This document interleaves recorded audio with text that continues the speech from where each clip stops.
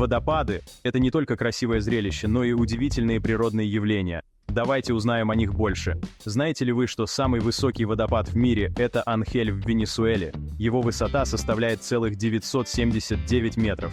А вот водопад Игуасу состоит из 275 потоков и находится на границе Бразилии и Аргентины. Его имя переводится как «большая вода» на языке гуарани. Более 1 миллиона людей ежегодно посещают Ниагарский водопад. Это не только туристическая Мекка, но и важный источник электроэнергии. Интересный факт: зимой некоторые водопады замерзают, создавая невероятно красивые ледяные формы. Водопады — это не только вода и скалы. Они являются домом для уникальных экосистем, полных жизни. Водопады — это природные чудеса, которые захватывают дух и дарят нам вдохновение.